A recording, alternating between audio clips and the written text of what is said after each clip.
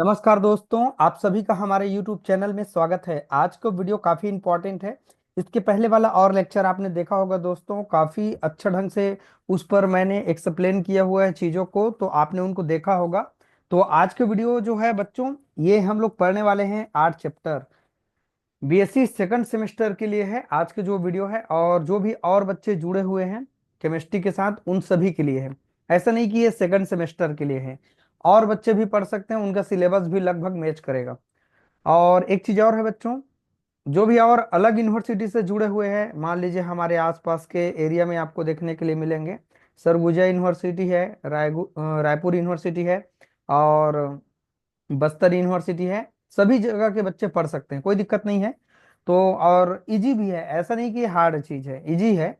क्योंकि थ्योरी वाला पार्ट है पूरा, और जितना रिएक्शन वाला पार्ट है उसको मैंने बहुत अच्छे ढंग से आपको एक्सप्लेन किया हुआ है। और आपको पढ़ना भी चाहिए इन चीज़ों को, क्योंकि आपके पास वक्त बिल्कुल भी नहीं है, समय बहुत ही कम है।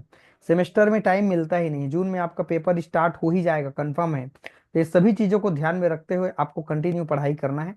और जूलॉजी का अगर आपको वीडियो चाहिए, उन पर जो जो इम्पोर्टेंट क्वेश्चन है वो तो बताऊंगा ही, साथ में जो इम्पोर्टेंट चीज को और पढ़ा दिया जाए, इम्पोर्टेंट क्वेश्चन को तो बताएंगे साथ में। तो अगर इम्पोर्टेंट टॉपिक को पढ़ाने का अगर बात करें, तो आप मुझे कमेंट करके बताएंगे, तो मैं आपको जरूर पढ़ा दूंगा। ठीक है बच्चों, चलिए आज का जो वीडियो है हमारा चैप्टर 8 है।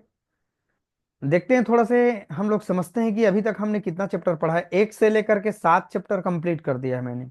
7 चैप्टर में ज़्यादा वीडियो नहीं है, कम मिलेगा आपको ज़्यादा उनमें, और हमको पढ़ने की ज़रूरत भी नहीं है। ठीक है, जो जो आपको समझ में आते हैं और अपने मन से तैयारी भी कर सकते हैं। ठीक है, और आपको मिलेगा 10 और 11 चैप्टर को मैंने एक्सप्लेन किया हुआ है। आज हम लोग देखेंगे 8 चैप्टर जो लिक्विड स्टेट केमिस्ट्री होते हैं। तो ये लिक्विड स्टेट जो होगा वो क्या चीज होगा। देखिए बच्चों, सबसे पहले हम लोग एक बात जानते हैं कि जो पदार्थ होते हैं, द्रव्य जो होते हैं, उनके 3 अवस्था होते हैं, है ना, ठोस, द्रव और गैस। ठीक, द्रव नहीं कह रहा हूँ ना, द्रव्य कह रहा हूँ। हमारे पास जो मेटर होते हैं उनके तीन अवस्था होते हैं, ठोस, द्रव और गैस। ये इनका इंट्रोडक्शन पार्ट है। ठीक है, तो आप सब लोग परिचित हैं इन चीजों से। जल को अगर हम लोग देखें तो इनके 3 अवस्थाएं पाई जाती हैं। जब जल की हम लोग वाष्प को ठंडा करेंगे तो वह द्रव अवस्था में कन्वर्ट हो जाएगा। ठीक, लेकिन जैसे ही हम लोग द्रव को अधिक ठंडा करेंगे तो वह ठोस अवस्था में चेंज हो जाएगा। इस प्रकार हम कह सकते हैं कि ये द्रव अवस्था में भी हम देख सकते हैं, ठोस, द्रव और गैस 3 प्रवस्थाएं पाए जाते हैं। तो हमारा जो द्रव है वो गैस तथा ठोस अवस्था का एक इंटरमीडिएट फॉर्म होता है, मतलब बीच का जो भाग होता है वो हमारा लिक्विड होता है। अब इसके बारे में हम बेसिकली एक चीज जानते हैं बच्चों। देखिए, ये हमारे ठोस के अणु है। ठोस के अणु एकदम पास पास होते हैं। ठीक है, और यही पास पास होने के कारण ये ठोस होते हैं। लेकिन लिक्विड में जाएंगे तो इनके जो अणु होते हैं वो थोड़े दूर दूर में होंगे, जैसे आप देख पा रहे हैं। और जो गैस के अणु होंगे, आप देख पा रहे हैं बहुत ज्यादा दूर दूर में है। इनके बीच में प्रबल आकर्षण बल नहीं होता है, लेकिन इनके बीच में स्ट्रॉन्ग इंटरेक्शन बॉन्ड होते हैं। मतलब इनके अणु पास पास होगा। आप सब ने पढ़ा है ठोस के अणु पास पास होते हैं, है ना। और इनके अणु, द्रव के अणु थोड़ा दूर दूर होंगे कंपैरिजन आपके ठोस के कंपैरिजन में, है ना। और ये गैस के जो अणु होंगे बच्चों, ये और दूर दूर में होते हैं, मतलब इनके मध्य आकर्षण बल बिल्कुल भी नहीं होता है, एकदम कम होगा। लेकिन इनके मध्य में आकर्षण बल सबसे ज्यादा होगा। बस इंट्रोडक्शन में आप इन्हीं चीजों को आपने समझा। अब देखते हैं बच्चों कि हमारे पास जो द्रव अवस्था होती है उनके बारे में और हम क्या जानते हैं। देखिए, वही सब बात को यहाँ पर लिखा हुआ है। ठोस जो अवस्था में अणु के मध्य प्रबल आकर्षण बल होते हैं, है ना, जिसे अणु एक नियमित क्रम में व्यवस्थित होते हैं, जिनमें दोलन के अलावा और कोई गति नहीं होता है। ठीक, एकदम और ज्यादा डिटेल हमको करने की जरूरत नहीं है, क्योंकि एकदम हर चीज को डिटेल करेंगे तो आपके पास समय ही नहीं बचेगा, और भी सब्जेक्ट है उनको भी पढ़ना है। ठीक है, द्रव अवस्था में अणुओं के मध्य सहसंजक, है ना, सहसंजक बल तथा स्थितिज ऊर्जा का मान ठोस और गैस के मान के बीच में होता है। ठीक है, द्रव को संघनित गैस अथवा गलित ठोस कहा जा सकता है।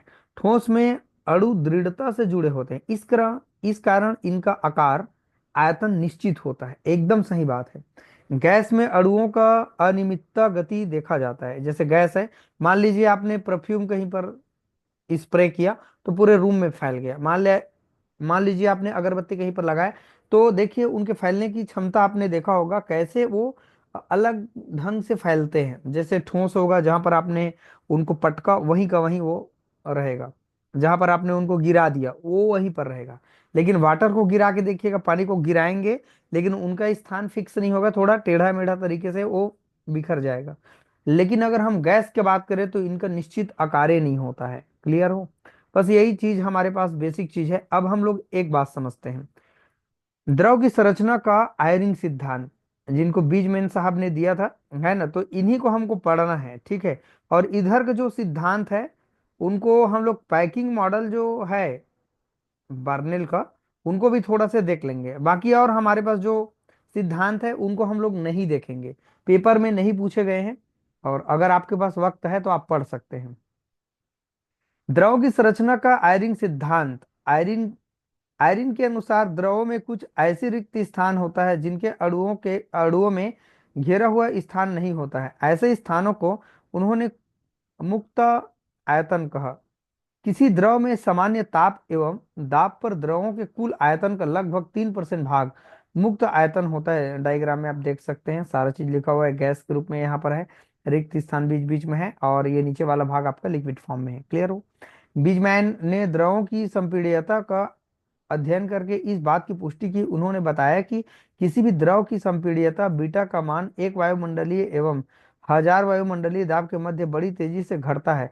प्रारंभ में बीटा का मान उच्च होता है, अर्थात द्रव तेजी से सिकुड़ता है, लेकिन जैसे ही द्रव का जो संपीड़न होता है 3% हो जाता है तो बीटा का मान अत्यंत क्या होने लगता है, कम होने लगता है। क्लियर हो? थोड़ा सा याद करना पड़ेगा। आयरिन के द्रव संरचना के मॉडल से पता चलता है कि वाष्प मुख्य रूप से रिक्त स्थानों पर होता है, जैसे कि आप चित्र में यहाँ देख पा रहे हैं, काफी इंपॉर्टेंट है ये। जबकि द्रव अणुओं द्वारा भरा हुआ स्थान होता है जिनमें कुछ रिक्तिकाएं घूमती रहती है, जैसे यहाँ पर बीच बीच में आप देख पा रहे हैं। जब द्रवों का ताप बढ़ा दिया जाता है तो वाष्प अवस्था में अणुओं की सांद्रता बढ़ने लगती है और साथ ही द्रव अवस्था में रिक्तिकाएं की सांद्रता भी बढ़ने लगती है। इस प्रकार वाष्प का घनत्व तो बढ़ता है और द्रव का घनत्व क्या होता है बच्चों, घटता है।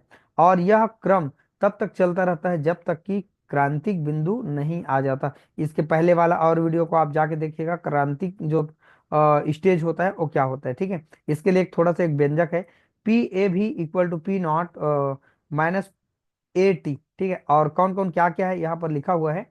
पी जीरो तथा पी ए स्थिरांक जो पदार्थ की प्रकृति के ऊपर डिपेंड करते हैं। इन नियम को सबसे पहले किसने दिया था?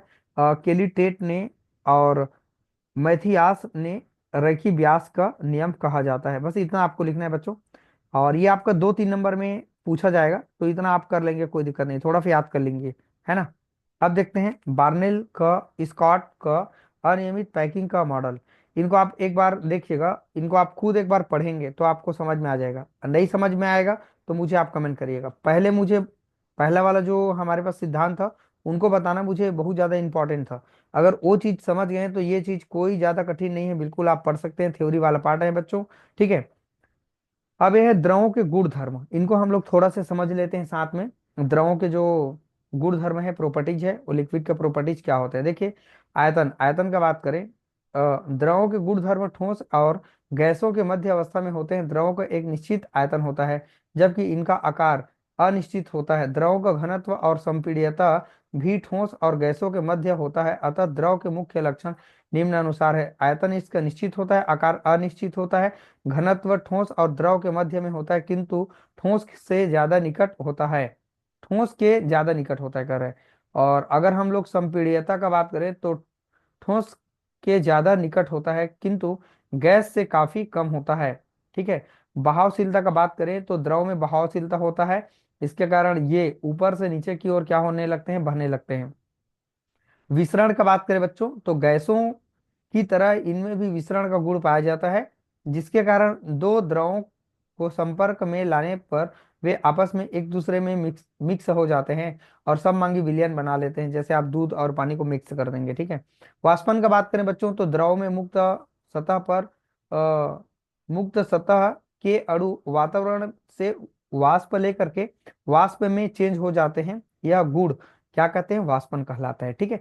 पृष्ठ तनाव और श्यानता का बात करें तो द्रव में पृष्ठ तनाव एवं श्यानता का गुण पाए जाते हैं, जिसके वर्णन इसी अध्याय में आगे हम करेंगे। ठीक है। गलन की बात करें और विशिष्टता का बात करें, अगर आप चाहें तो बच्चों पढ़ सकते हैं। ये है इनके गुण धर्म द्रवों के, तो इतना आपको मोटी मोटा आपको पढ़ना है क्योंकि ये आगे काम आने वाला है।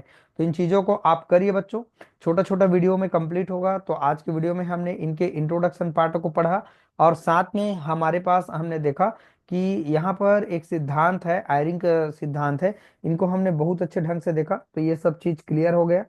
आई होप आप ही पढ़ेंगे तो आप अच्छा नंबर लाएंगे।